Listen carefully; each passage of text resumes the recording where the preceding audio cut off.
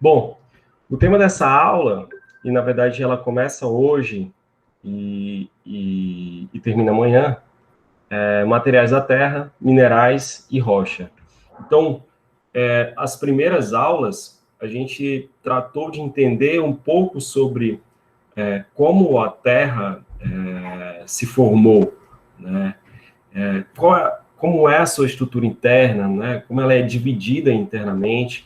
A gente entendeu que tem uma crosta, né? Uma crosta que essa crosta ela está em modificação, né? Ela continua em modificação, a todo momento ela está se modificando, e essas modificações foram descritas, né, pela teoria da tectônica de placas. Então, a gente viu um pouco como se forma esse planeta Terra, e a aula de hoje e de amanhã, a gente vai falar, de fato, de quais são os constituintes dessa crosta terrestre, né, do que ela se constitui. Então, o título do texto, né, é Materiais da Terra, Minerais e Rochas. Na versão do meu livro, esses capítulos estão unidos, né? No livro de vocês, eles estão separados. Então, eu já fiz a indicação de leitura para vocês. Então, eu separei didaticamente, hoje, a aula, né? Apesar que no livro de vocês também está separado. Né? Hoje, na versão de hoje, na edição mais recente, eles estão unidos, esses dois itens, minerais e rochas. Ok. Então, minerais e rochas, né? Os minerais são os constituintes básicos das rochas, que, por sua vez, são registros da história geológica.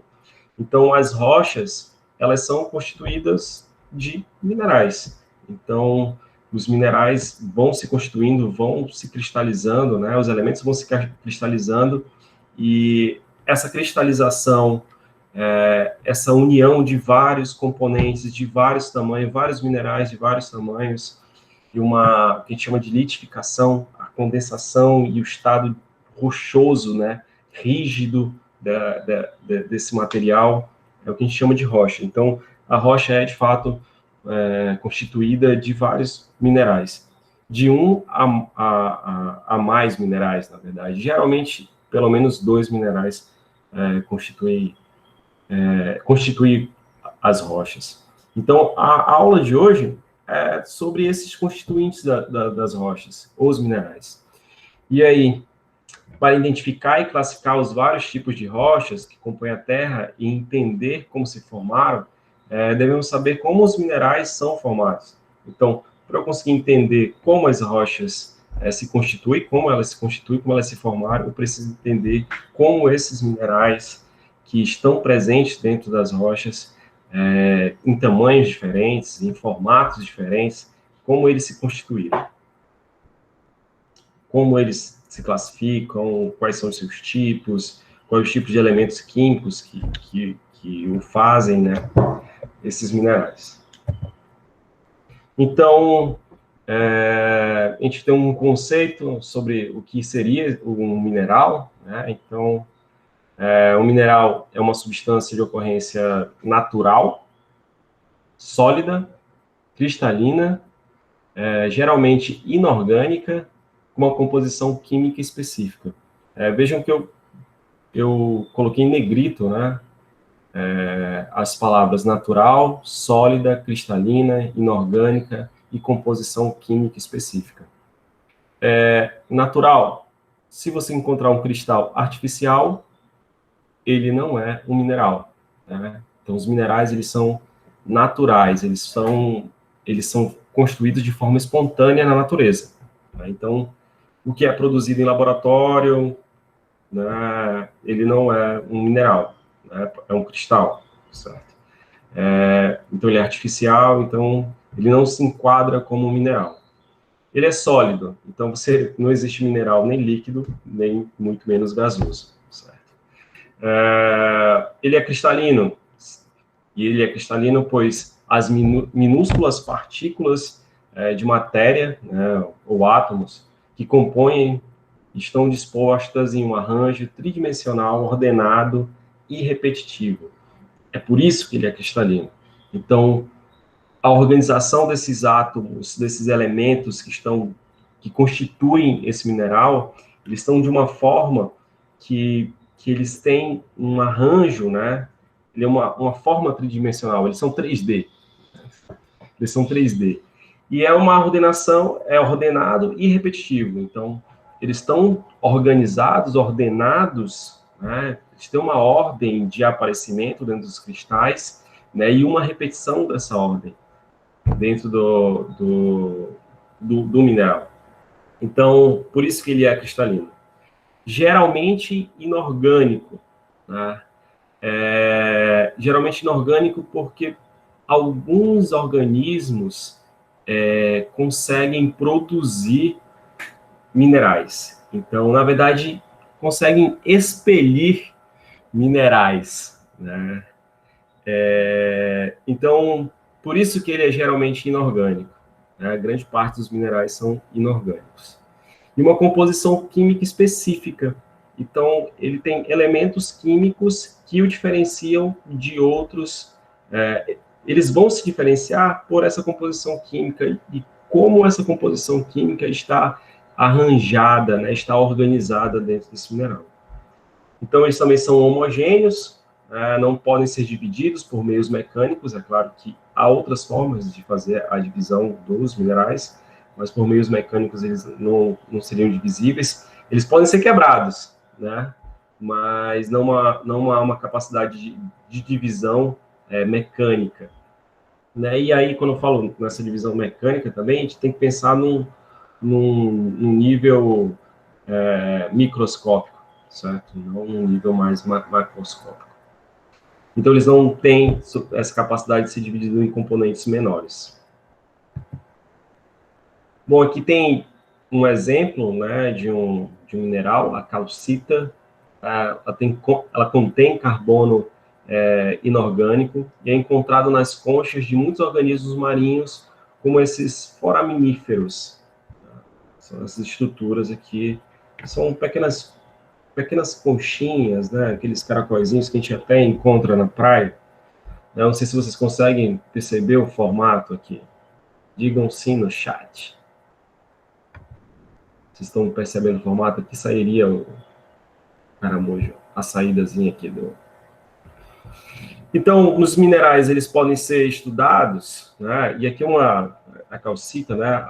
Essa mineralização, veja os cristais, né, que são formados, cristais de vários tamanhos, né? Olha, esse bem grande e esses bem menorzinhos aqui, pequenozinhos aqui. Nem todos do mesmo formato, por conta do processo de construção, do momento de construção, o espaço que eles tinham para se constituir, né? Então, nem sempre eles conseguem ficar grandes. Então, os minerais, eles podem ser estudados segundo dois pontos de vista complementares, né? Usando microscópicos, então, submicroscópios, e o outro a olho nu. E aí, quando a gente fala olho nu, geralmente a gente é auxiliado, os mineralogistas, né, quem atua nessa área. Eu não atuo nessa área, eu sou muito mais, entendo um pouco sobre o assunto, mas os mineralogistas também usam algumas ferramentas, que eu vou mostrar até para vocês, mais na segunda metade da aula, que auxiliam nessa identificação a olho nu. Então, essa primeira metade da aula, a gente vai falar um pouco sobre essas características submicroscópicas, né? Coisas assim, 100 mil vezes menores, né, do que 1 milímetro, né? Então, coisas bem pequenas, a níveis moleculares, né, a níveis de átomo, né, como eles se formam. E aí a gente vai precisar daqueles conhecimentozinhos de química que vocês têm, das aulas de química do segundo grau, desde o primeiro, do fundamental e do ensino médio.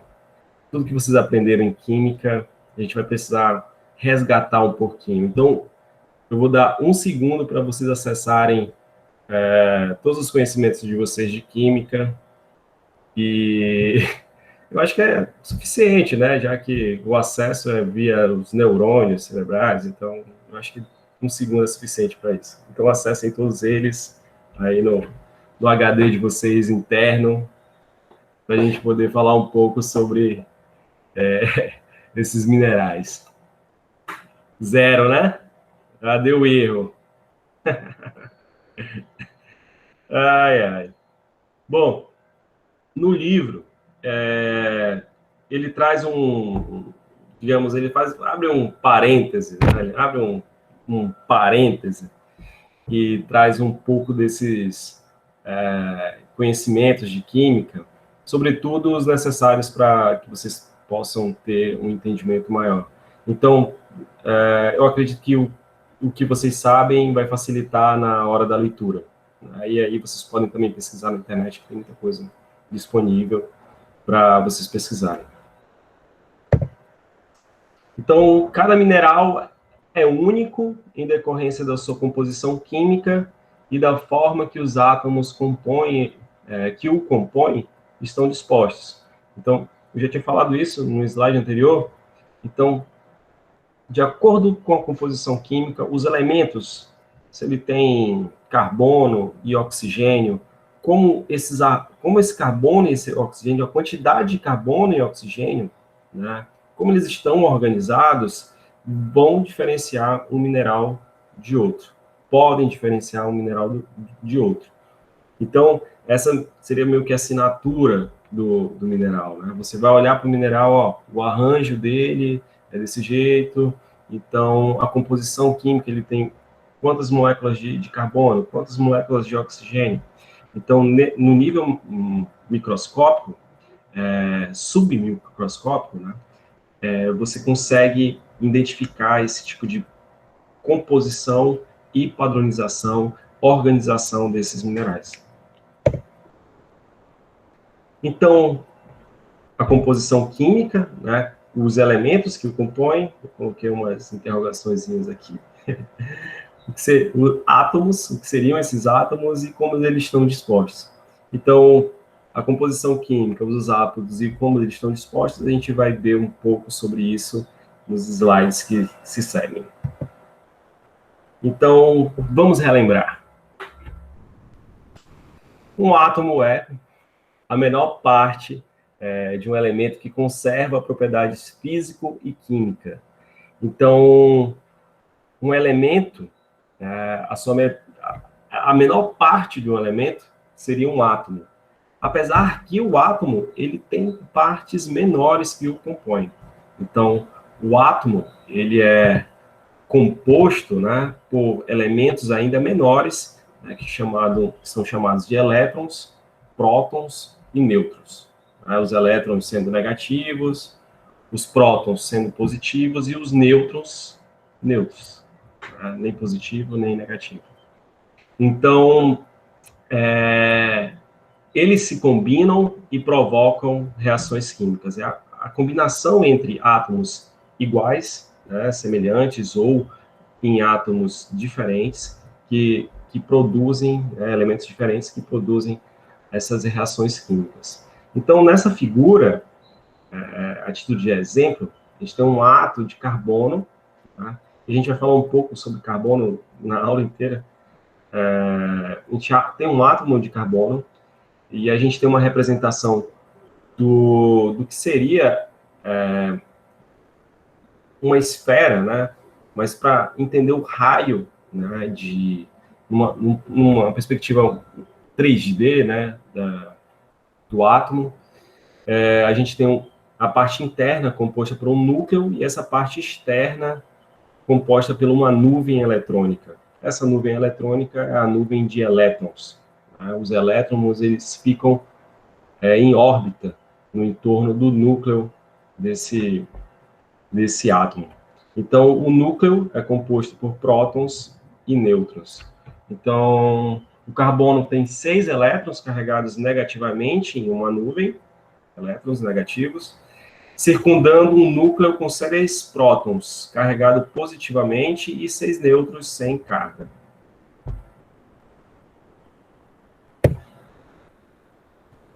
E o que é importante destacar é que o número de elétrons no átomo, ele pode modificar. E o número de prótons também pode modificar. Então, eu tenho, nesse exemplo, eu tenho 6 elétrons e 6 prótons. Mas eu poderia ter menos elétrons ou mais elétrons e mais prótons e menos prótons, ou menos prótons. Na verdade, menos do que 6 não, mas eu poderia ter mais do que 6 nesse caso. Mas o número de nêutrons, ele não vai variar. Então, o número de prótons não varia. O que vai variar são só os números de elétrons e de prótons. Desculpa, o número de nêutrons não varia. E aí a gente vem com alguns conceitos, certo? Então, número e massa atômica. O número atômico e a massa atômica. O número de prótons do núcleo de um átomo é chamado de número atômico. Então, no exemplo anterior, 6 prótons, né? Então, o número atômico do átomo de carbono seria 6. Átomo de um mesmo elemento químico pode ter diferentes números de nêutrons, né? E, portanto, diferentes massas atômicas.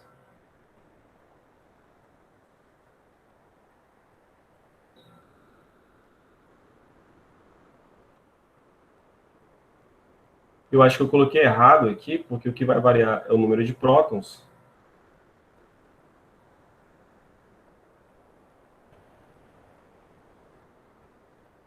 Deixa eu só ler aqui se eu não li errado aqui. Nossa, vocês estão ouvindo o barulho ali atrás? É o de... O cara tá lavando com aquelas máquinas. Voltou agora.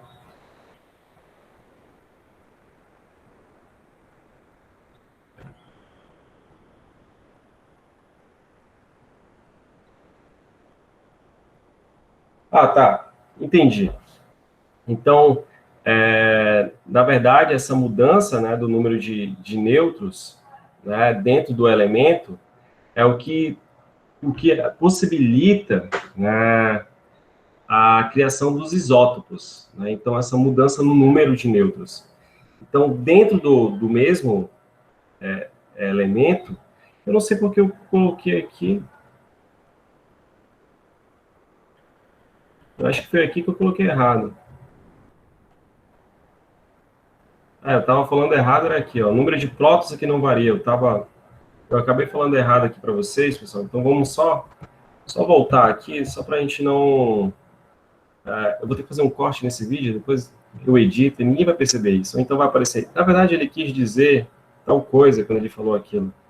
Sempre fazem isso nos YouTubers, né? Os YouTubers fazem isso. Então, é o número de prótons que não variam, certo? O número de prótons que não variam. O número de nêutrons podem variar. Então, se vocês anotaram aí, nas anotações de vocês, é o número de prótons que não variam. Então tá, o número de prótons do núcleo de um átomo é chamado de número atômico, ele não vai variar, o número de prótons, então vai ser sempre o mesmo, e o número de nêutrons vai variar, e esse número de nêutrons diferente, né, é chamado de massa atômica. Então, esses vários tipos de átomos são chamados de isótopos. E aí deixa eu mostrar para vocês aqui a figura, que aí vai caracterizar o que seria essa massa atômica, né? Então, eu tenho um número de prótons em azulzinho aqui, ó. Azulzinho. Certo? E o número de nêutrons em vermelho. Vejam que tem o carbono 12, carbono 13, carbono 14. Há uma variação desse número de nêutrons, certo? No elemento carbono. E essa variação produz uma massa atômica que ela não é um número exato. Então, vejam aqui que eu tenho 12,011 tá, de massa atômica. É como se... Eu acho que... Eu vou falar isso didaticamente, mas eu acho que não é que seja dessa forma, de fato. Eu vi dois textos falando sobre o assunto, mas essa massa atômica é como se você pegasse todos os isótomos do carbono, né, que existem do carbono, que existem do carbono, e somassem tudo e dividisse, né, pela essa quantidade. E aí daria essa massa atômica. Não é como se fosse uma média, mas é algo parecido como uma média. Então, por isso, há uma variação, né, desse número de nêutrons, mas prótons, retificando, né, prótons não vão variar, nêutrons mudam o número, e elétrons também. Então, vejam aqui, a massa atômica do carbono, 12,011, o número atômico 6, que é o número de prótons existente, né, então não vai mudar. Então, o número de prótons do carbono 12 é 6, o número de prótons do carbono 13 é 6, e o número de prótons do carbono 14 é 6. Na natureza, os elementos químicos existem como mistura desses isótopos, e assim suas massas atômicas nunca são números inteiros. Né? Então, é como se fosse uma média, né, da união de todos esses isótopos.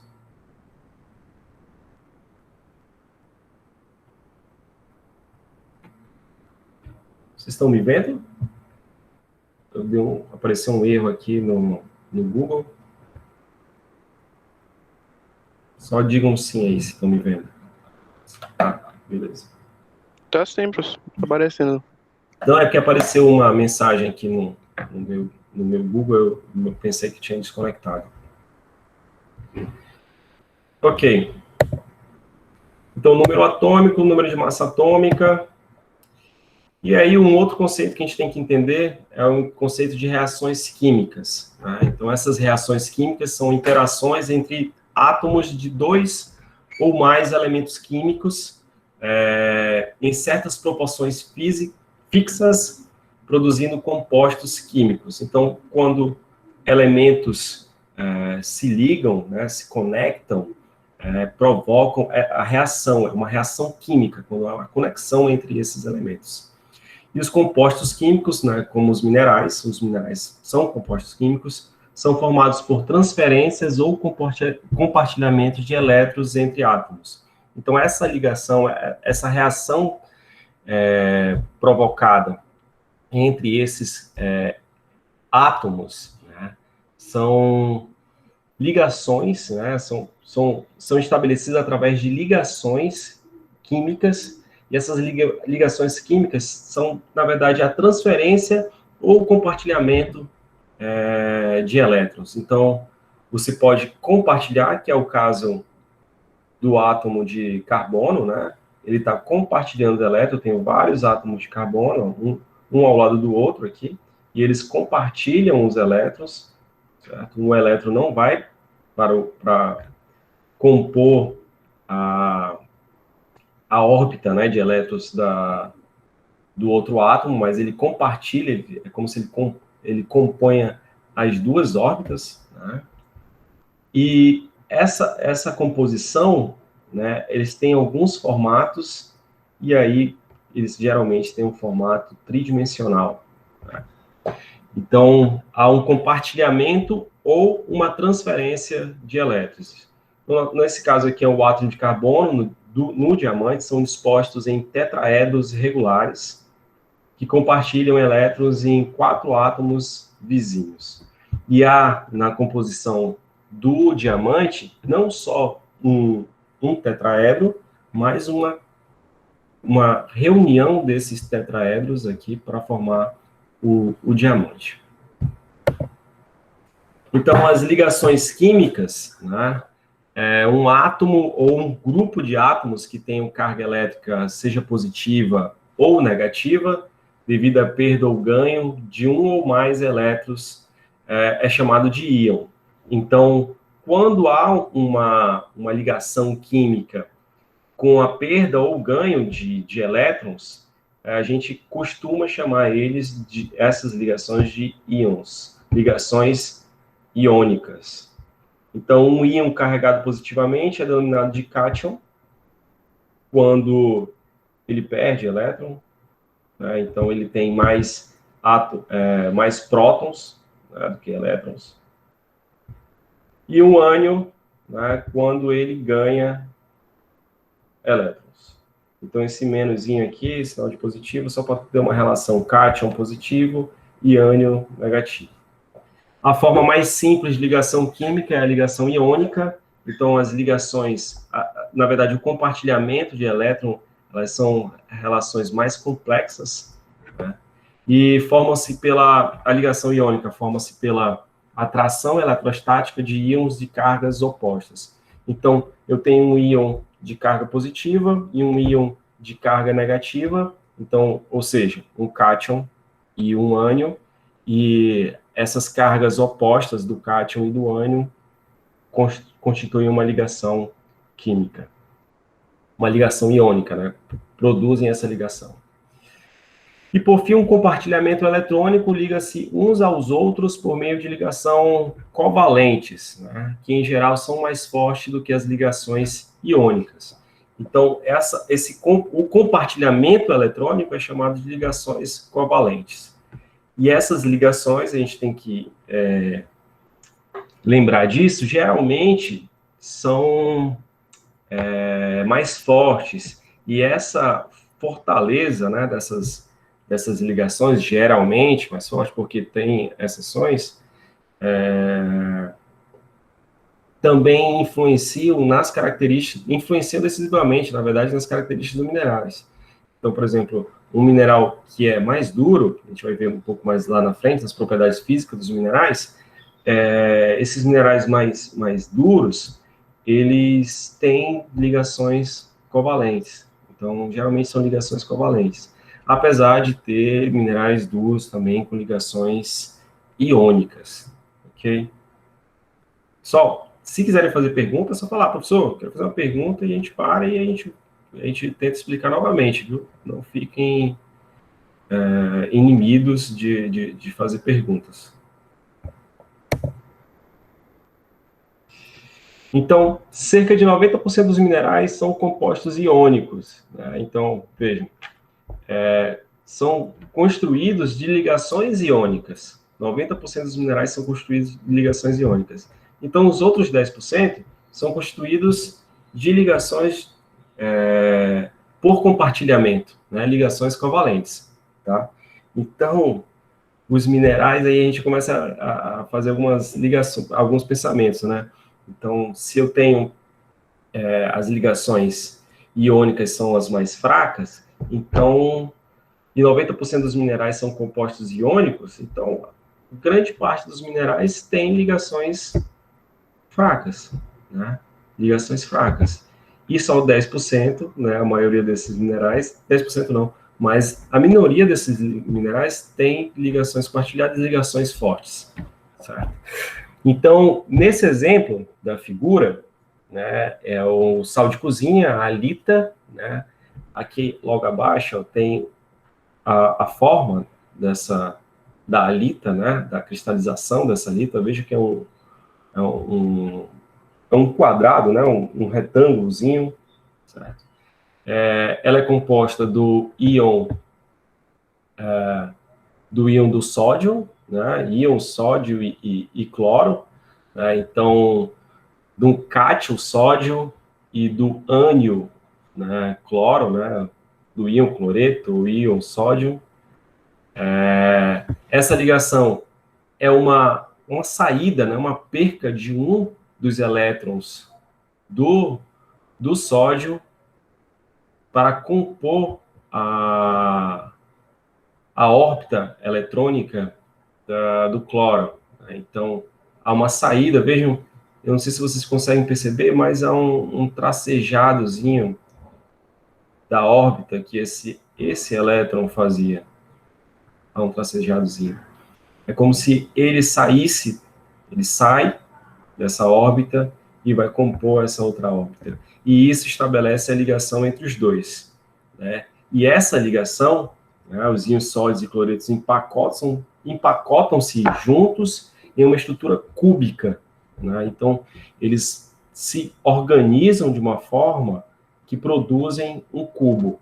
Então, íon cloreto, íon sódio, eles vão se organizando, e essa organização forma um cubo, e vários cubos desses vão se organizando. Aqui esse formato é um formato já do raio do átomo, né? O raio de como ele se compõe.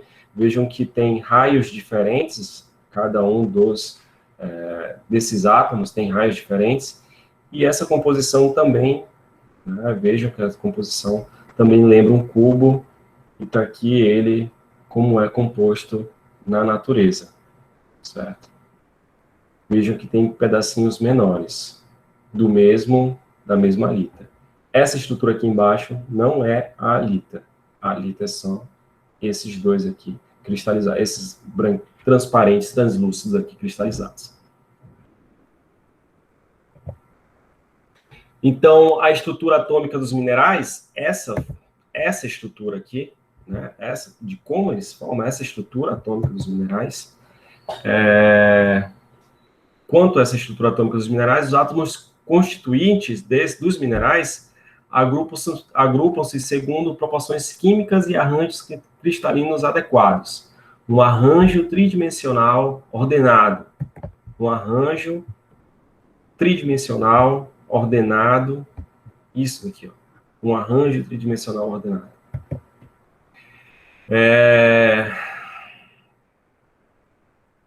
Dos minerais mais comuns, a maioria dos cátions é relativamente pequena e a dos ânions é grande, né? E aí, quando ele fala em grande, em pequeno e grande, é o raio, né?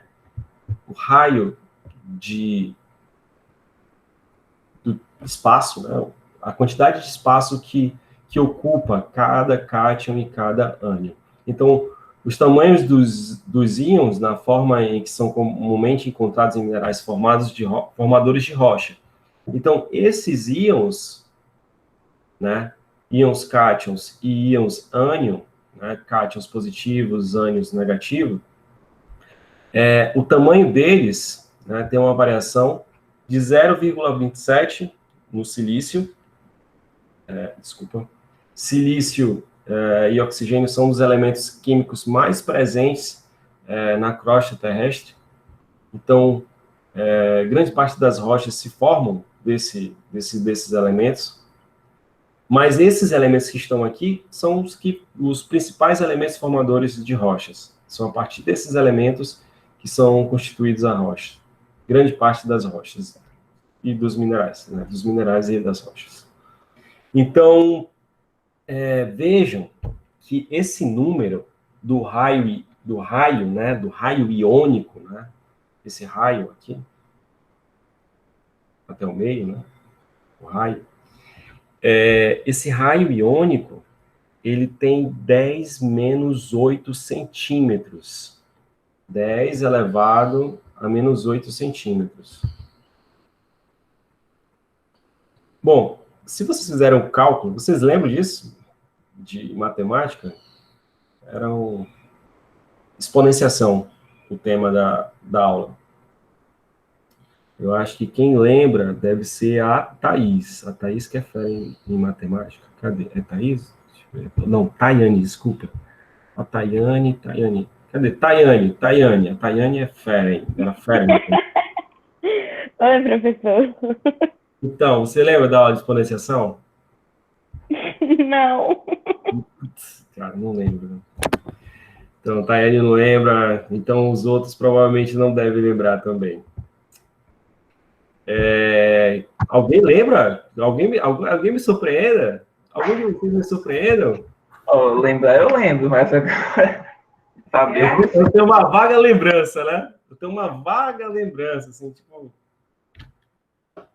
teve um dia que o professor falou sobre isso. Eu não sei o que eu estou fazendo, né? O que acontece com a geografia que fica falando esse tipo de coisa, né? De matemática, de química, né? De física. Geografia não é humana, não? Para que a gente está falando sobre isso, né? Geografia não é só humana, viu, pessoal? A gente vai precisar de muito das ciências exatas e das naturezas para também entender esse mundo da geografia. Olha aí, Guilherme. Já vamos falar do Guilherme aqui. Cadê o Guilherme? Guilherme não se manifesta?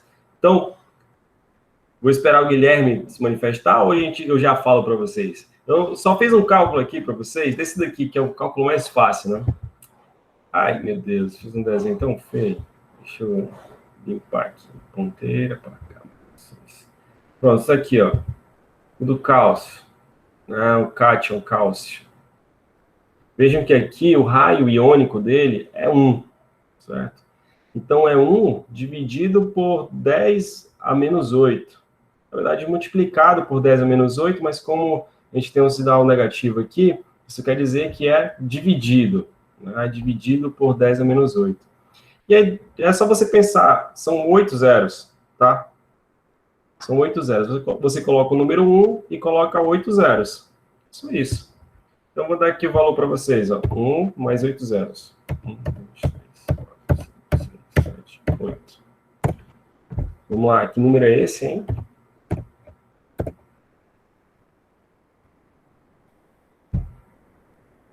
É isso aí, André. É isso aí. Então, eu já dei o resultado aí em cima, André. Deixa eu ver. Eu nem estou lembrando. 10 bilhões de vezes menor. Tá aqui a unidade, ó, que 1 centímetro. Certo? 10 milhões de vezes menor que 1 centímetro. Então, esse é o tamanho iônico do cálcio. Só para vocês terem a proporção de tamanho. Tá? Então, não tem nenhuma regra aqui? Então, 1 centímetro deve ser o tamanho aqui da minha unha. Deve ser 1 centímetro. Né? Então, 10 milhões de vezes menor do que 1 centímetro. Talvez a gente consiga saber o que é 10 milhões de vezes maior do que 1 centímetro, né? 10 milhões de vezes maior do que 1 centímetro seria o quê? Vamos lá, centímetros, metros...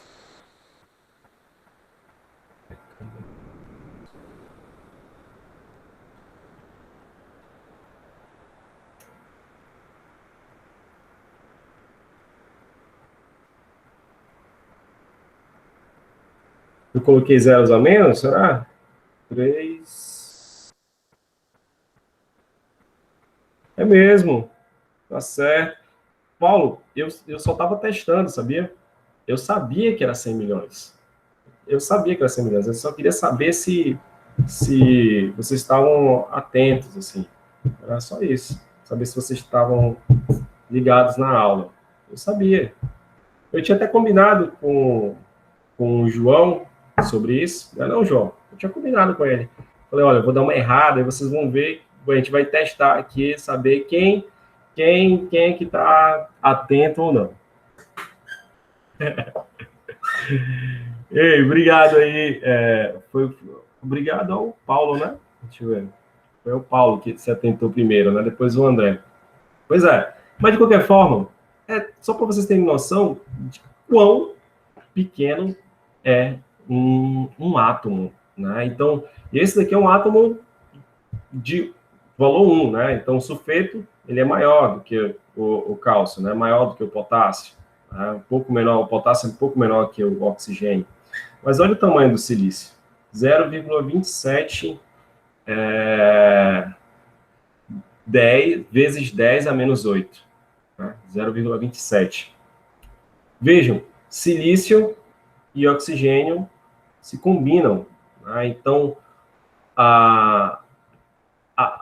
o arranjo tridimensional dessa combinação, ela tem um tamanho que só a nível microscópico, né, submicroscópico, na verdade, é que você consegue perceber.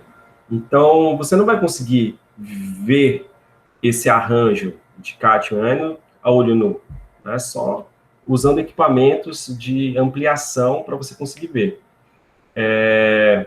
Mas a sua cristalização, o seu formato de cristalização a olho nu é semelhante ao arranjo tridimensional composto a nível submicroscópico.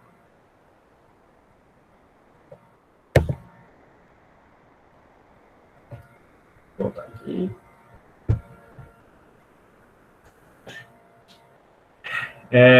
Então, a cristalização dos minerais. Então, a imagem aqui do lado, a gente tem uma ametista e quartzo sobre cristais de epídoto. Então, sobre cristais de epídoto, vejam, os cristais de epídoto, essa partinha verde aqui, ó. Eu não sei se vocês conseguem perceber, tem até uns pontinhos brancos, assim, que dá uma certa... dá para você perceber que tem um certo brilho, né, uma cristalização aqui, mas, de fato, a cristalização do epídoto, ela é microscópica. Né? Só se você tiver algum tipo de auxílio, algum leite, que você vai conseguir ver alguns cristais de epídoto. Então, tem cristais de todos os tamanhos. Né? Então, aqui a gente tem um exemplo de uma ametista, e que, por sinal, é a cor do curso de geografia, né? A ametista. Ela se caracteriza, né, pelo esse formato também, ó. Vejam, tem um formato... Nossa, esqueci o nome desse formato agora. Mas a gente pode ver depois o nome desse formato. Deixa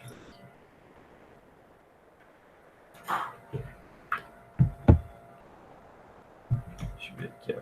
Só para eu não deixar a gente não ficar no vácuo.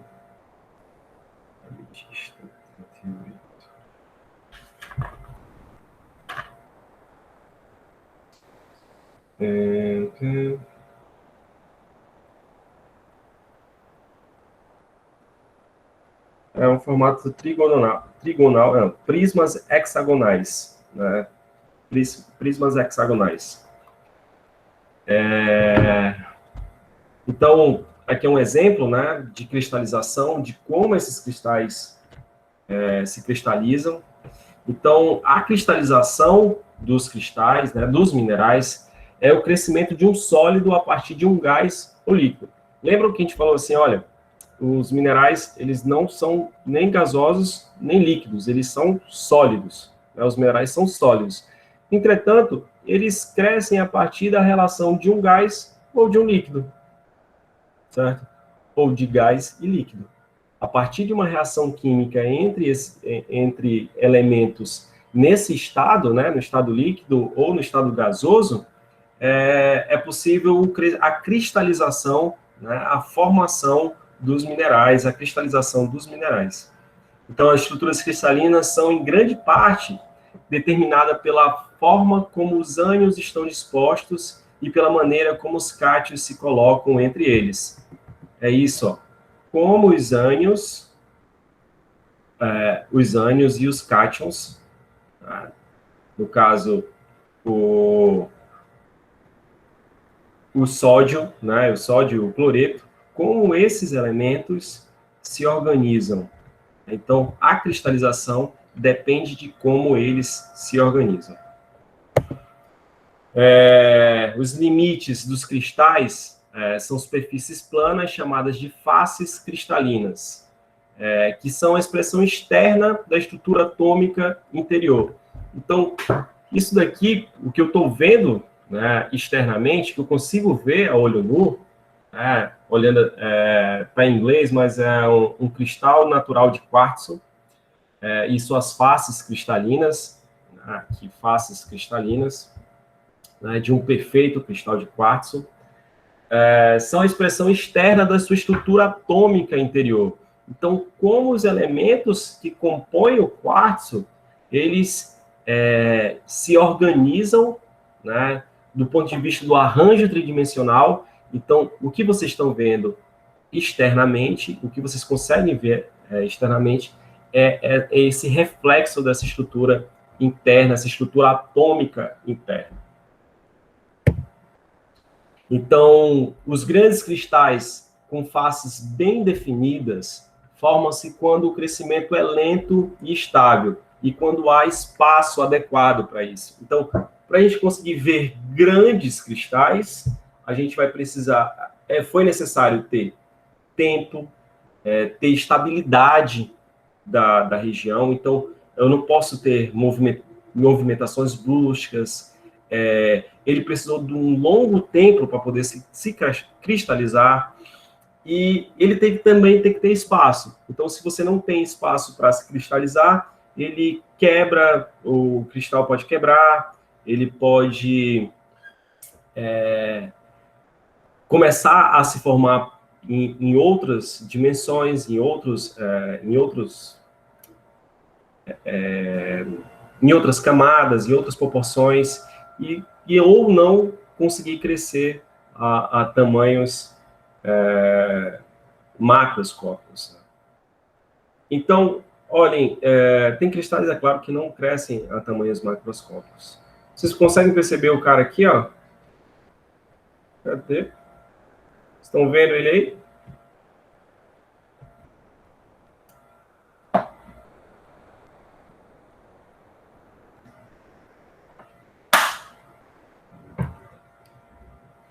Estão vendo esse senhor, né? É um senhor? É um senhor. Então, pode ser. Percebam, usem ele como escala, certo? Usem ele como escala. Olha o tamanho desses cristais. Olha o tamanho desses cristais, né, que se formaram. Então, o que leva a crer é que esses cristais... Ok. Minecraft da vida real. Odeio esse jogo, velho. Dou o jogo besta. Vamos lá. Talvez porque não sabe jogar, né? Deve ser por isso. Olhando para esses cristais, só leva a crer que eles tiveram espaço adequado para se cristalizar. Foi lento esse processo, certo? E estável. Né? Foi lento e estável. Foi lento, teve tempo, né? Estava estável, né? Não teve grandes movimentos e tinha espaço adequado. Meus queridos do chat, já tá bom a brincadeira do Minecraft, né? Vamos voltar aqui para a aula. Deixa o Minecraft, né, para outro momento. Pois é, mas acabou essa brincadeira do Minecraft aqui. Pronto, acabou a brincadeira. Então, voltando, ou na verdade, o que eu quero dizer para vocês é que, apesar daquelas cristalizações enormes que a gente viu, o comum é a falta de espaço, uma cristalização rápida. Tá? Então, a gente vai, na verdade, ver, são pequenos cristais formados, né? Vejam que há um certo... Não sei se vocês conseguem perceber que é um cubo, né? Em alguns cristais dá para perceber um cubo. São os mesmos cristais de sal que a gente viu há pouco, certo? Então, é muito comum a falta de espaço. Então, na verdade, a maioria dos cristais, eles não são grandes, não são enormes. Eles são microscópicos. São microscópicos. E aí, como se formam esses minerais? Como se formam esses minerais? Então, ele na verdade, é uma comunhão, né? Há várias possibilidades de formação, não é uma regra geral, mas geralmente é quando um líquido atinge o seu ponto de congelamento.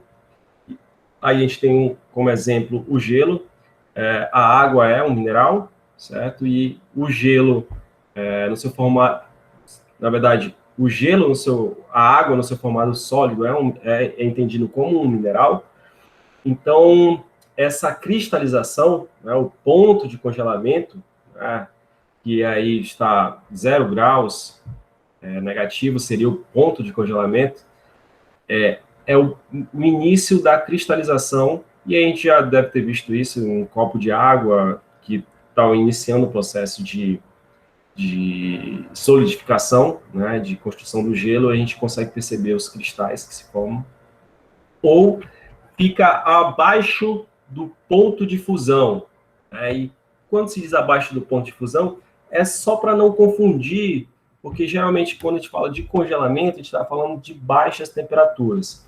Mas o magma, ainda muito quente, né, ele se solidifica e forma os seus cristais, né? Então, esse ponto de fusão, né, ponto de fusão, quando ele ainda está em estado líquido, certo?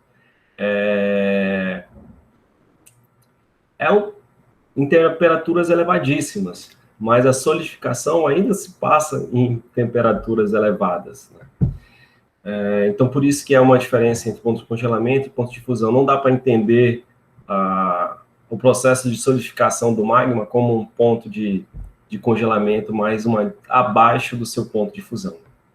Então, na evaporação de uma solução, os cristais também precipitam. Então, você tem uma solução composta, né, uma composição química, né, do formato líquido, e a evaporação do líquido, a retirada, né, desse líquido, propicia a cristalização. Então, os cristais também são formados, e essa precipitação é porque eles caem, eles vão, geralmente, como eles são sólidos, eles acabam ficando no fundo dessa solução química. E a formação de minerais em altas e baixas temperaturas. Então, em altas temperaturas e em baixas temperaturas, a gente também tem a construção de minerais. Bom, vou falar para vocês sobre esses minerais. Na verdade, o elemento do carbono, que a gente já vem tratando ele desde o início da aula, essa relação, né, de temperatura, de baixas temperaturas ou altas temperaturas e pressão. E no caso específico do carbono, ele produz dois tipos de minerais diferentes com a variação de pressão. Então, um aumento da pressão, ele muda a estrutura interna que compõe, né, a estrutura interna de compartilhamento entre os átomos, que é só de um só elemento, e essa mudança interna produz um novo mineral. Então, aqui é o clássico, eu acho que vocês já devem... Vou abrir de novo o chat, tá? Se vocês falarem de Minecraft de novo, eu fecho o chat de novo. Então, vocês já devem ter visto grafita ou grafite, né, que a grafita e o diamante, eles são o que a gente chama de polimorfos, né? Então, o mesmo elemento, ele consegue ter se organizar de várias formas. Então, o diamante natural é formado de altas pressões e temperaturas do manto terrestre. Ligações fortes conectam átomos. Ligações fortes conectam átomos de carbono com empacotamento fechado em uma estrutura em forma de tetraedro. Então, está aqui essa formação. E as ligações da grafita são ligações fracas que conectam átomos de carbono entre folhas alternadas. Então, são estruturas diferentes, é o mesmo composto químico, certo? No caso, o carbono, né? A relação entre esses elementos de carbono, né? Essa união desses elementos de carbono, só que com formatos diferentes e produzem minerais, né, diferentes. Então, vejam um diamante, que provavelmente vocês não imaginavam, ou talvez alguns de vocês já saibam, que a gente sempre pensa em diamante, aquelas pedras de diamante em forma de cristais que ficam em anéis, né, anéis de diamante. Na verdade, é só um formato. Esse daí de fato, um diamante bruto tem esse formato, e só depois de lapidado, do processo de lapidação. Se vocês procurarem no YouTube, tem muita coisa falando sobre o processo de lapidação, e vocês vão ver que só depois desse processo de lapidação que fica com com aquele formato, né? E aí são máquinas especializadas que fazem aquele formato. Então, os polimorfos são estruturas alternativas formadas a partir de um único elemento ou composto químico. A gente está falando sobre o carbono, mas há possibilidade de polimorfos de vários outros componentes, de vários outros compostos químicos.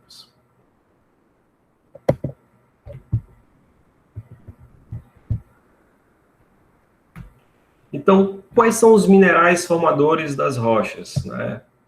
Eu acabei falando nos slides anteriores alguns elementos, né, que compõem os minerais, a grande maioria, e esses elementos, a composição desses elementos é que compõem os principais minerais formadores das rochas. Não são tantos, né? Na verdade, são muitos os minerais que compõem essas rochas, mas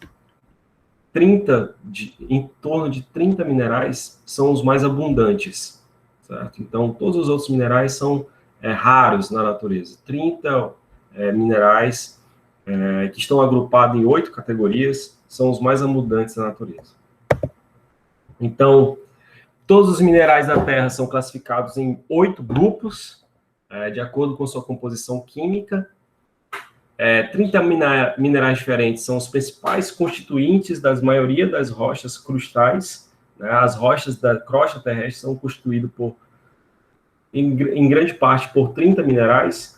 Então, se você quiser acertar, né, na classificação de uma rocha, se você conhecer bem 30 minerais, que parece ser muito mais dentro da possibilidade de minerais existentes, e para um mineralogista, por exemplo, um cara especialista da área, 30 minerais não é um número tão grande, você vai entender todos os tipos de rocha.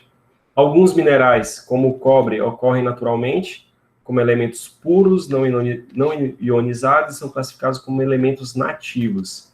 Então, elementos que ocorrem sem uma ligação iônica ou covalente, né, ou metálica, são entendidos como elementos nativos. Então, eles são encontrados na natureza sem esse tipo de relação. Os demais minerais é classificado de acordo com os seus ânions, então, as suas ligações iônicas, né? Então, essa tabela, eu não sei se ela aparece desse formato no livro de vocês, mas provavelmente deve ter uma tabela dessa. Tem as classes químicas dos minerais, né? Então,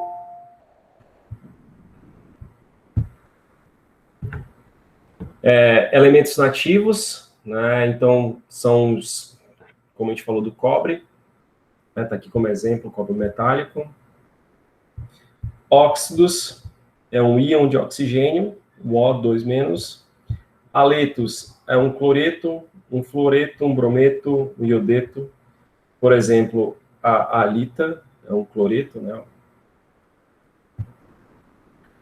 Carbonato é um íon carbonato. Então, a composição química vai ter um CO3 2-.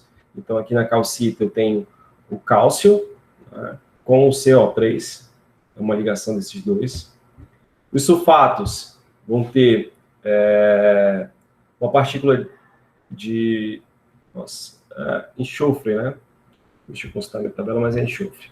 Alguém pode confirmar? É enxofre. Os sulfatos, SO4 2-, né? Oxigênio. Aqui um exemplo, a anidrita, cálcio, SO4. Silício com oxigênio, né? Um O4, 4-, ele tem 4 elétrons a mais, né?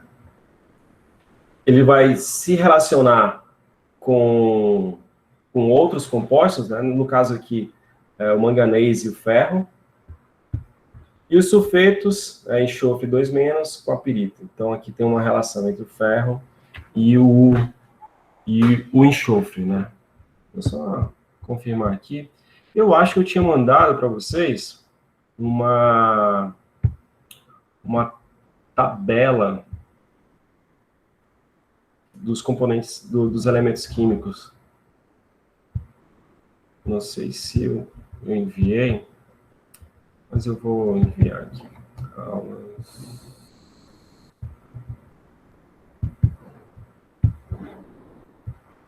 A tabela periódica. O S, né?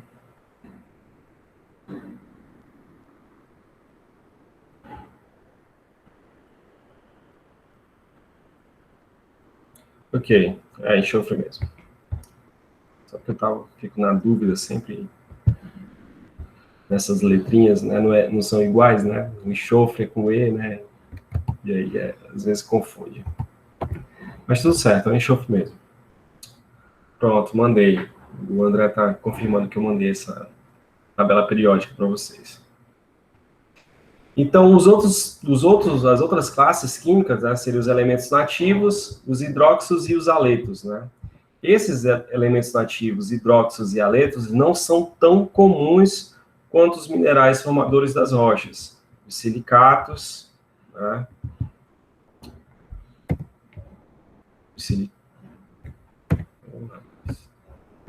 Silicatos, os carbonatos, os óxidos, os sulfetos e os sulfatos. Então, os aletos, os elementos nativos e os hidróxidos, eles não são tão comuns, tá? Existem na natureza, mas não são tão comuns. A gente vai falar sobre esses principais aqui, e eles estão numa ordem, tá? Uma ordem de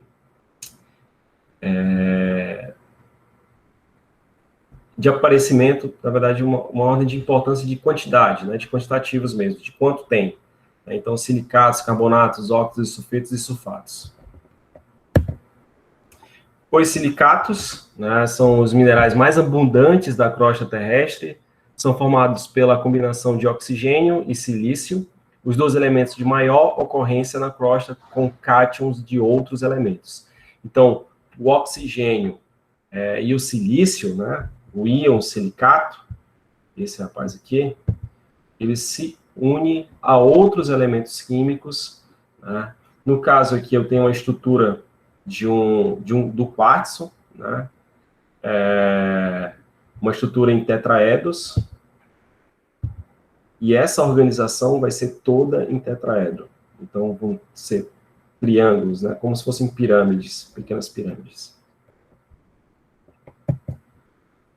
Mas essa relação dos tetraedros nos silicatos, né? Nos silicatos, eles podem ser estabelecidos de várias formas, podem ter vários planos, né? Então, pode ser tetraedros isolados, cadeias simples, né? Uma relação simples entre elas, cadeias duplas, folhas e arranjos tridimensionais. Essa coluna aqui é o que a gente chama de plano de clivagem, né? Vai ser uma das características, uma das propriedades físicas dos minerais. Então, o plano de clivagem em um plano, a gente pode até voltar nela depois para falar sobre clivagem. Em um plano, dois planos a 90 graus, dois planos a 60 graus e 120 graus. Então, esse ângulo formador aqui estaria a 60 e esse aqui embaixo, a 120 e esse aqui embaixo a 60. Um outro plano, mas aí vai mudar as folhas. E dois planos também, num arranjo tridimensional a 90 graus.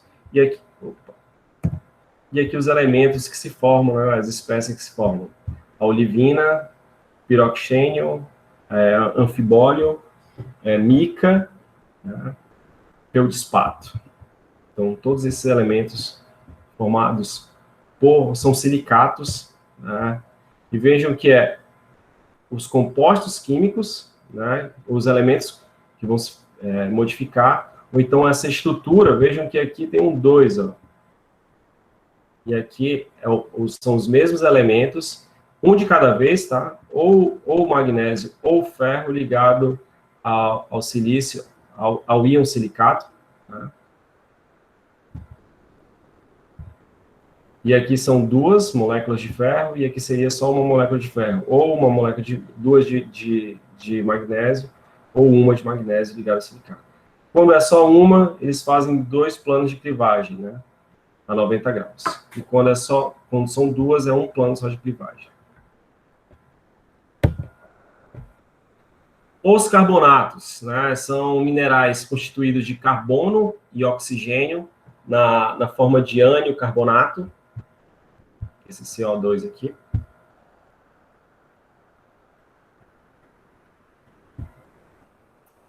Esse CO2 aqui.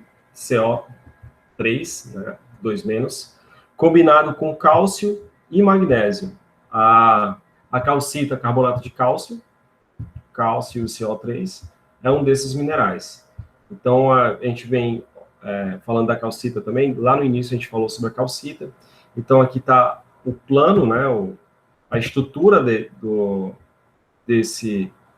dessa ligação, a estrutura do carbonato de cálcio, como eles vão se ligar, né? Então, tem o íon carbonato e o íon cálcio, e como eles estabelecem essa ligação, a estrutura dele, até para formar a calcita. Os óxidos são compostos de ânion e oxigênio, então um O2 negativo, né? E cátions metálicos. Então, o ferro se une com 2 moléculas de ferro com 3 de oxigênio. É possível construir a hematita, né? A hematita se desenvolve. O grupo das espinelas, né, são moléculas de outros elementos, uma molécula de X, uma molécula de Y, então são outros elementos que se compõem, né, alguns outros elementos que se compõem com 3 moléculas de oxigênio, né, na verdade com o ânion do oxigênio, e formam esses óxidos. Os sulfetos são compostos de ânion sulfeto, né? Então, é o enxofre negativo, e cátions metálicos. Então, a pirita, que é essa... eu acho que é a pirita, que é conhecida como o ouro de tolo. A pirita, o ouro de tolo. E parece mesmo, né? Com ouro. Por conta dessa característica metalizada, né? Então, os sulfetos são compostos de ânion sulfeto e os cátions metálicos. Os sulfatos, né, são compostos de ânion sulfato, o SO4, 2-, e cátions metálicos. Então, o cálcio e o SO4 surge a gipsita. Ok? Então, saiu o almoço, né? Vamos lá.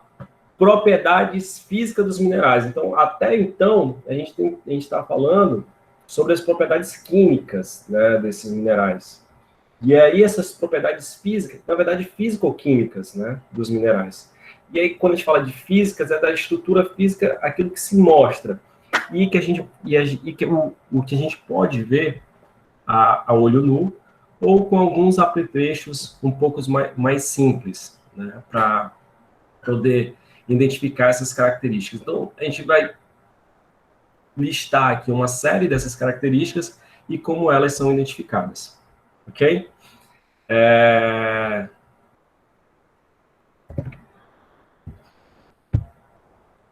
Bom, quanto às propriedades físicas, a gente tem a dureza, a clivagem, a fratura, brilho, cor, traço, densidade e o hábito cristalino. Essa tabelinha, ela é um resumo de todas essas propriedades, certo? Então, a gente vai ver cada uma delas agora de maneira... cada uma delas, né? Então, esse quadro é um quadro resumo, ele vem lá no finalzinho do texto, que fala sobre as propriedades físicas dos minerais, e ele se resume. Então, por essas propriedades, a dureza, a clivagem, o tipo de fratura, o brilho percebido no mineral, a cor desse mineral, o traço, e aí quando esse traço você pode traduzir como risco, né? O risco, a cor do risco, né, do mineral, a densidade do mineral e o hábito cristalino, com esses elementos, quanto mais elementos você conseguir reconhecer, caracterizar no mineral, mais fácil vai ser de identificar qual mineral se trata, de qual mineral se trata, ok? Então, quanto à dureza, né? A dureza é a facilidade com que a superfície de um mineral pode ser riscada. Então, o Friedrich Mohs, ele criou, né, ele é um mineralogista, né, estudava minerais, tem dizendo aí, né, mineralogista austríaco. Ele construiu uma escala de dureza para os minerais, conhecida hoje, né, a escala de dureza de Mohs, né, em relação ao seu nome. Essa escala de dureza, né, ela está elencada aqui nesse quadro, e então ele pegou os minerais, aí no caso, talco, gipsita, calcita, fluorita, ele selecionou alguns minerais, e a partir dessa seleção desses minerais, ele estabeleceu uma escala de dureza. Essa escala vai de 1 a 10. E a relação é que a gipsita consegue riscar o talco.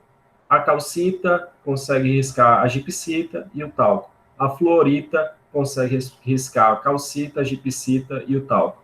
A apatita consegue riscar a fluorita, calcita e assim por diante.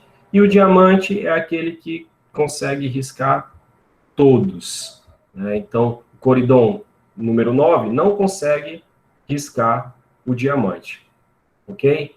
Então, câmera aqui mesmo. Vocês estão me vendo aqui por essa câmera, né? Já estão me vendo, né? Então, eu tenho aqui, ó, a unha, né? Minha unha está muito bonita, mas a unha. Uma moeda de cobre, uma lâmina de faca, tá? Então, esse meu kitzinho veio com um canivetezinho. Eu não tenho aqui, mas um vidro de janela, um pedaço de vidro de janela, né, e um estilete de aço. Então, um estilete de aço, vidro de janela, lâmina de uma faca, uma moeda e uma unha. Então, a unha, você consegue riscar a gipsita e o talco. Então, tudo que for riscável pela unha tem dureza entre 2 e 1, entre 2 e 0, né? Entre 2 e 1, na verdade, né? Se for riscável pela unha, se você conseguir com a sua unha riscar. Se você conseguir riscar com a moeda, né, você vai ter uma dureza 3. Então, a calcita, uma moeda de cobre, né, dureza 3. Uma fluorita, né, e a apatita conseguem ser riscados por uma lâminazinha de ferro, né? E o vidro de janela eu consigo riscar o ortoclássio. E o quartzo, né, é um dos... Você consegue encontrar vários quartzos no meio da rua, dá até para achar, mas se você tiver um estilete de aço, uma lâmina de aço, você conseguiria riscar o quartzo. Então, se você consegue riscar o quartzo, ele nem é 8, nem é 9 e nem é 10, ok? Então, você consegue, com esses elementos, distinguir a dureza desses minerais. Então, é importante você conseguir, mesmo não tendo objetos comuns, né, para o talco de dureza 1, né, a gipsita de dureza 2, eu não tenho um elemento comum, eu consigo para esses dois, né, para 2 e 1 a unha, mas para o 8, 9 e 10 eu não teria um elemento comum para isso, mas se eu tiver no quartzo, né, se o estilete, se eu não conseguir riscar, então é de dureza 8, 9 e 10. E aí isso já facilita para você conseguir identificar quais são os minerais, né? Então, uma faca, um estilete de aço, um vidro de janela, uma moeda e a unha que você já tem. Certo? Então, que eu espero que você tenha. Que eu espero que todos tenham. Amém. Todos têm, né? Alguns maiores, outros menores. Bom, Essa é quanto à dureza, né? Nossa, foi duro falar sobre isso, hein? Permitindo aí jogo de palavras. Muito barulho, né? E quanto à clivagem? A clivagem, eu acho que não sei se vocês lembram daqueles planos de clivagem que a gente falou. Tinham 2 planos, um a 90 graus, um a 120, outro 60. Então, a clivagem é a tendência que um cristal apresenta de partir-se segundo superfícies planas. Então, esse exemplo aqui é muito clássico, né? Você consegue ver o estilete aqui, e esse cristal, ele simplesmente é como se você passasse a faca aqui nessa camada e você conseguisse separar os elementos em cima e embaixo. Mas nesse caso aqui é uma conjunção, né, desses elementos. Então, você consegue separar esses minerais através de uma simples colocada do estilete ou um recorte desses minerais. Então, a perfeição da clivagem varia inversamente com as forças das ligações químicas e ao longo dos diferentes planos. Ligações mais fortes, né, você vai ter clivagens mais difíceis, né, de serem construídas, né. E aí há uma variação desse plano dentro do mesmo plano. Então, nessa fatiazinha desse sanduíche, né, desse pão aqui, como se fosse, só para usar aqui o sanduíche que ele está falando, né, nessa lasca aqui, ao longo dessa lasca você também tem diferentes pontos de clivagem mais fortes e menos fortes. Então, ela é classificada em 2 grupos, quanto ao número de planos e o padrão da clivagem, quantos planos vai ter e o padrão dessa clivagem, a qualidade dos planos de clivagem e a facilidade de separação dos cristais. Então, é dessa forma que é classificado. Então, a clivagem, ela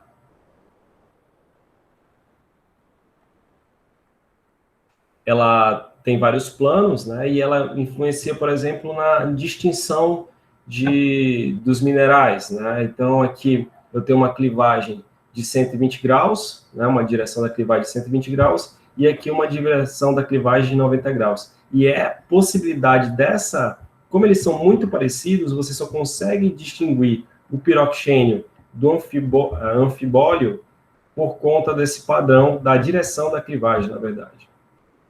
E aí o padrão é o padrão de corte. Quantos cortes eu consigo fazer, né? A separação desses elementos, né? Então, aqui tem dois cortes, duas possibilidades de corte, né? Então, tem 2 planos de clivagem. Um padrão de clivagem romboidal, formato de losango, paralelogramo da calcita. A fratura é quando, de fato, você não tem clivagem. Quando você não tem clivagem, você não consegue separar esses cristais, você tem uma fratura do cristal. E a tendência é que os cristais tendem a quebrar-se ao longo das superfícies irregulares, em vez de utilizarem planos de clivagem. Então, eles não se separam utilizando um plano de clivagem, mas eles quebram. Nesse exemplo aqui, a gente tem uma fratura concoidal do quartzo. Esse concoidal é de concha, vem da palavra concha. Vejam que há um formatozinho de concha nessa quebra. Eu não sei se vocês já viram, mas eu não sei se vocês já tiveram a oportunidade, na infância, de quebrar alguma coisa, algum vidro grosso. Quando você quebra um vidro grosso, ele tem esse padrão também concoidal, certo? Então, esse padrão aqui é o mesmo de quebrar um vidro grosso. Outra característica, outra propriedade física, né, o brilho, né, é o modo como a superfície de cada mineral reflete a luz e confere uma propriedade característica. Então, essa propriedade característica, né, é um brilho metálico, um brilho vítreo, um resinoso, graxo, nacarado, sedoso, adamantino.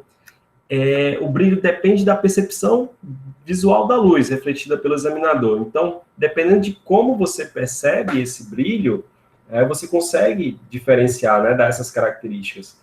Eu acho que o brilho metálico, o brilho vítreo, esse graxo aqui, ó, são brilhos que você consegue perceber, sabe?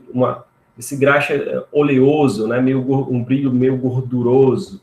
Né? Então, um brilho vítreo, né? Que se parece com vidro, e metálico, que se parece com metais, né? Reflexões fortes produzidas por substâncias opacas, né? Brilho metálico.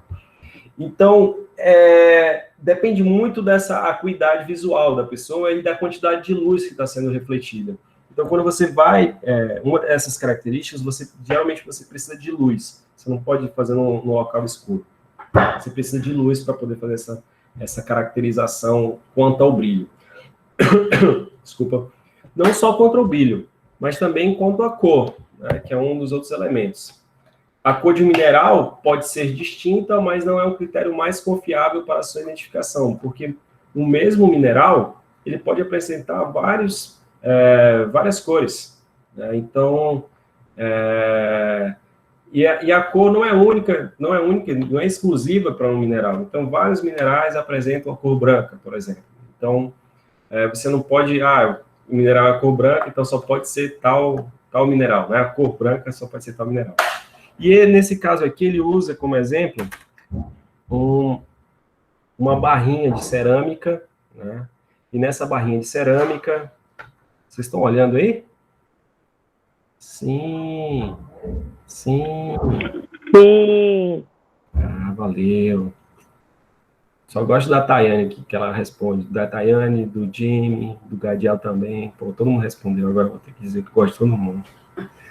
Então, uma barrinha dessa aqui, ela não está riscada por enquanto, mas eu vou tentar riscar aqui com uma fluorita. Vou ver se... Esses daqui todos vão ficar brancos.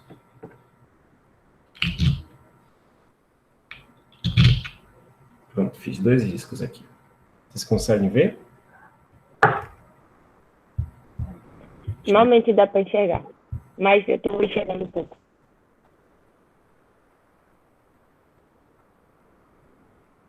Deixa eu olhar aqui como é que tá saindo.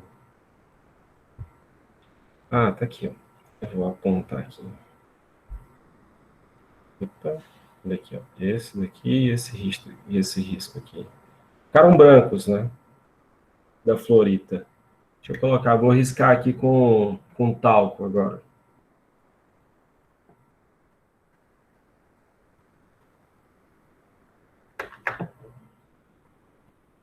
Deixa eu apontar para vocês. Aqui, esse aqui foi o risco do talco. Vejo que foi muito parecido. Né? As cores branco. Então, às vezes a cor não é... É claro que tem, você olhando para uma matita, né, que nós vimos no início da aula, você consegue distinguir, né, facilmente a cor dela, né, porque é bem característico dela. Desculpa, a ametista, né, você consegue distinguir ela porque é o formato dela e a cor roxa, né, na ponta do cristal. Então, a gente utiliza essa barrinha de cerâmica para poder fazer essa caracterização da cor.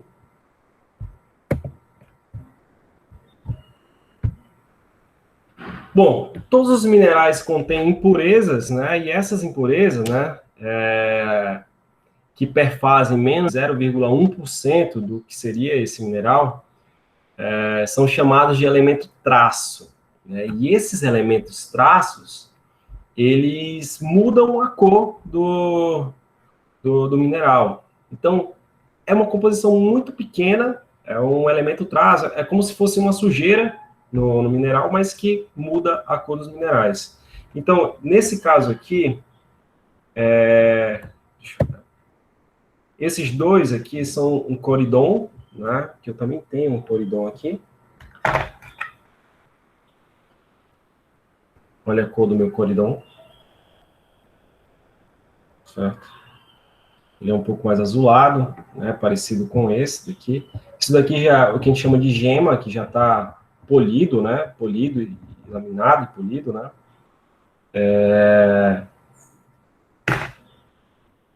Esses dois aqui, né, eles mudam de cor por conta do elemento traço que está presente nele.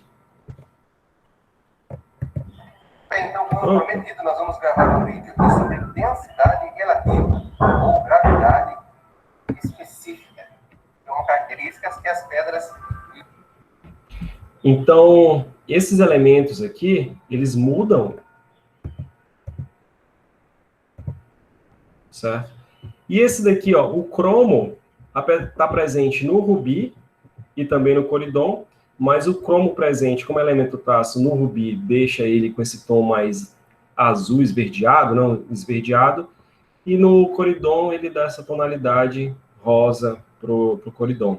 Então a presença do elemento cromo, né, muda a cor de formas diferentes, né? Tipo, o cromo torna o rubi verde, verde azulado, e no coridon ele torna o coridon rosa, certo? Esse elemento traço. Bem, então, como prometido, nós vamos gravar o que a gente vai falar agora... densidade relativa ou gravidade específica. São características que as pedras e os minerais, na verdade, todas as substâncias... Deixa eu voltar. A gente vai falar sobre densidade relativa, que é um vídeo, é um videozinho. Eu não sei se vocês vão conseguir ver. Vocês já estavam conseguindo ver e escutar? Escutando? Só me confirmem. O áudio do Dá pra vídeo? escutar um pouco. Estava escutando e estava vendo, né? Só que é um pouco baixo. Um pouco baixo? Deixa eu ver. Está um tico baixo. Vou dar uma ampliada aqui. Não sei se ele está captando o áudio da apresentação ou se ele está captando o áudio que está sendo transmitido pela caixinha de som.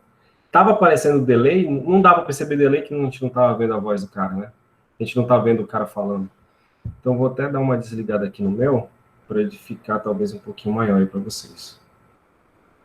Vou desligar aqui minha câmera.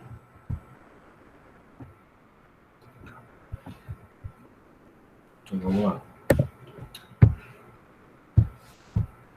Muito bem, então, como prometido, nós vamos gravar um vídeo aqui sobre densidade relativa ou gravidade específica, que são características que as pedras e os minerais, na verdade, todas as substâncias, elas têm.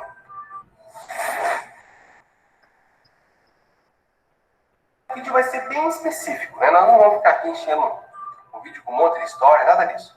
A ideia é ser funcional. Então, quando você for mandar uma pedra, um grupo, talvez um grupo de WhatsApp, ou talvez um grupo do Facebook, com um colega perguntando, que pedra que é essa? Alguém pode identificar para mim? O que será que é? No mínimo, a gente tem que mandar com algumas características juntos. O ideal seria mandar com a dureza, que é uma medida um pouco menos específica, né?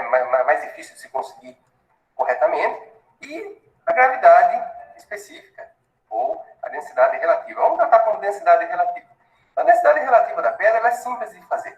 O que nós vamos precisar? Nós precisamos da calculadora, aqui, uma balança comprada no 1,99, um copo com água, a nossa pedra, claro, e um suportinho para colocar essa pedra na água. No meu caso aqui, eu fiz com um fiozinho que foi retirado de um cabo de força, fiozinho de cobre. Eu achei melhor do que linha, embora a linha seja mais leve, permite que a medida ela seja mais precisa. Então, o que nós vamos fazer? Primeiramente, nós vamos pesar as pedras. Um peso normal, né? Pode ser em gramas, pode ser em quilates, não vai fazer diferença. Depois, no final, a divisão vai dar o mesmo resultado.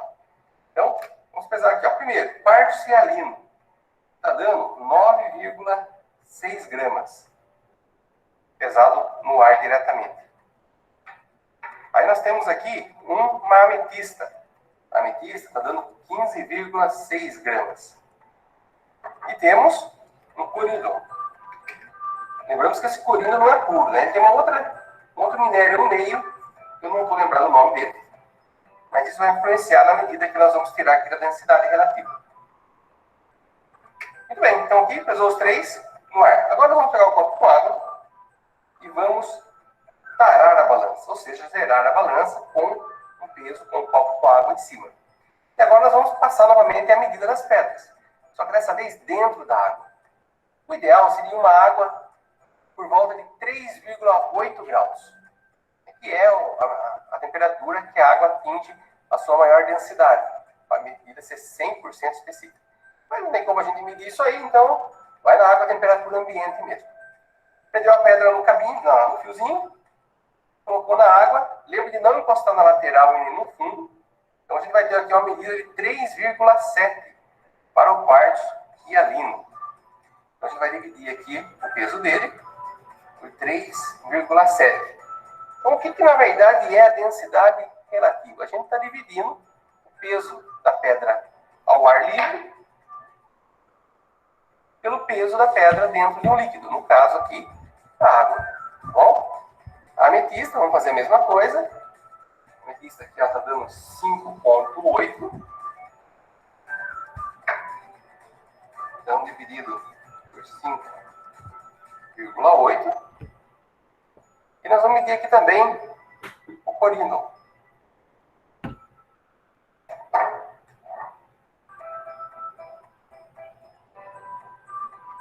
Seria um rubi, né? No caso aqui é um rubi bem de baixa qualidade. Ele está dando aqui 5,1 dentro da água. Então, 5,1. Agora só basta a gente fazer a divisão.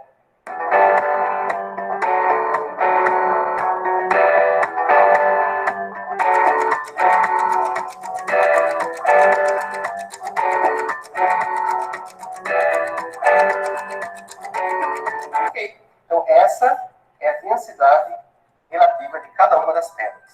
Se nós pegarmos uma tabela na internet de densidade relativa, nós vamos ver que, para o quartzo, ele varia em torno de 2,6. Então, nesse caso aqui, tanto o quartzo hialino quanto a ametista estão dentro da faixa, né? Um pouquinho de variação aí, eu estou usando um fiozinho de cobre também, a temperatura da água não é adequada, não é 3,8 graus, mas tudo bem, já dá para a gente ter uma boa noção, né, da densidade de cada pedra. E o corino, se nós formos ver na internet, nós vamos ver que a densidade dele, na verdade, é 4.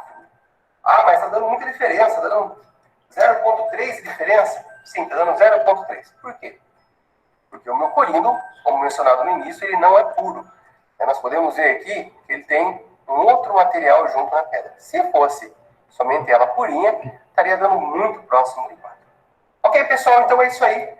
Gostou? O vídeo foi útil, vai facilitar a identificação das pedras agora. Clica aí, dá um joinha e não se esqueça de clicar no sininho para estar acompanhando aí os próximos vídeos com novidades muito interessantes, ok? Até mais!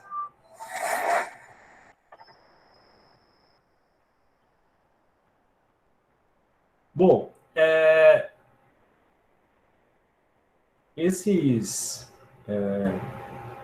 essa densidade relativa é uma das características dos minerais. Então, não dá para você comparar somente o peso, pegar o peso de um mineral, ver se ele é mais leve do que outro, porque se você pegar o peso de um mesmo pedaço, um pedaço parecido, ele vai acabar sendo o mesmo, né? Então, só a densidade relativa é que você vai conseguir fazer, de fato, conseguir diferenciar um mineral do outro.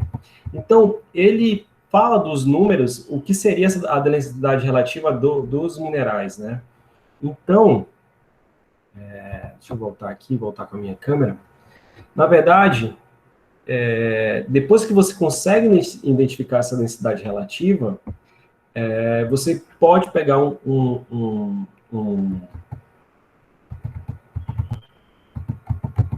uma tabela, né, com essas características do mineral e só checar. Então, eu vejo a densidade relativa do meu mineral e aí depois eu checo na tabela quais são os minerais que têm essa densidade, a mesma densidade relativa.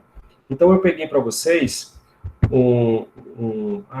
ainda não acabou aqui, só falta o hábito cristalino, mas eu vou falar logo aqui, uma tabela para determinação de minerais, certo? Então, tá lá, dentro dos materiais da aula de vocês, tem essa tabela, é um arquivo em PDF, então vocês podem fazer essa densidade relativa e depois checar lá nessa tabela, né, na verdade, é mais de 70 páginas, eu acho, com todas essas características dos minerais, para vocês checarem, tá? Então, fica... Eu mandei também aqui pelo WhatsApp de vocês, não sei se vocês perceberam aí, eu mandei lá para o grupo, eu mandei um aplicativo que você consegue usar a tela do celular, do seu smartphone, como balança, né? Uma balança de precisão. Então, você consegue fazer esse uso da tela do celular para balanças. E também mandei para vocês um guia de minerais, né, que você consegue identificar a maioria dos minerais, né, com as características desses minerais, e junto com essa tabela de determinação de minerais, você poderia começar um processo de identificação de minerais. Então, para as características que você consegue ver a olho nu, né, de propriedades físicas, né, a unha, né, uma faca, um estilete de aço, uma moeda de cobre, você consegue já fazer algumas distinções. Você também consegue colocar você consegue fazer essa densidade relativa, e aí você, a partir desse guia, né, dessa tabela de determinação de minerais e do guia do aplicativo que eu mandei para vocês, vocês podem identificar alguns minerais que vocês encontrarem. A maioria vai ser quartzo, né, que vocês vão encontrar por aí, com certeza, mas quem sabe vocês encontram outras coisas. Eu também tenho um livrozinho, que é um guia de minerais, um guia dos minerais. Então, ele vem, vou mostrar aqui para vocês, ele vem com as características dos minerais, e vem com uma fotinha de como esses minerais se apresentam, certo? É um guiazinho bem legal, ele não foi tão caro, não lembro o preço, mas ele não foi tão caro, certo? Caso você se interesse de comprar um livrinho, tem esse guia do aplicativo, mas ele não tem tantos detalhes quanto tem num livrinho desse. Caso vocês tenham interesse e curiosidade e gostarem da disciplina e achem que tem a necessidade de entender um pouco mais sobre a disciplina. E um outro equipamento, dois outros detalhes que a gente tem também, que é muito comum utilizar para a identificação dos minerais, é uma lupazinha que você consegue comprar. Eu comprei no mesmo site da caixinha. Ela aumenta 30x, né? Consegue ampliar 30x e você consegue identificar alguns minerais. E o outro é um ímã, né? Esse ímã aqui, você consegue identificar se tem elementos metálicos, né? No mineral, né? Se tem metal no pedaço de rocha, na verdade, no fragmento de rocha. E tem uma caneta também de geólogo que você consegue riscar o mineral e tirar o elemento, o traço, né, o pozinho, identificar a cor, e também vem com um ímã bem mais forte, né, mais potente, para poder identificar se há elementos metálicos num fragmento de rocha que vocês tiverem. Bom, o último elemento é sobre o hábito cristalino deixa eu voltar aqui. É sobre o hábito cristalino dos minerais, né? A forma como seus cristais individuais ou agregados de cristais crescem. Nomes frequentemente relacionados às formas geométricas, como lâminas, placas, agulhas. Esses cristais aqui são agulhas, né? São chamados de agulhas. Esses fiapinhos aqui, como se fosse um hábito fibroso, né? Crisólito, tipo de asbesto, um tipo de asbesto. Bom, dá para perceber também o fraturamento, né, desses cristais, né? A forma de fraturar, eles não têm um padrão de clivagem. Bom, é isso, pessoal.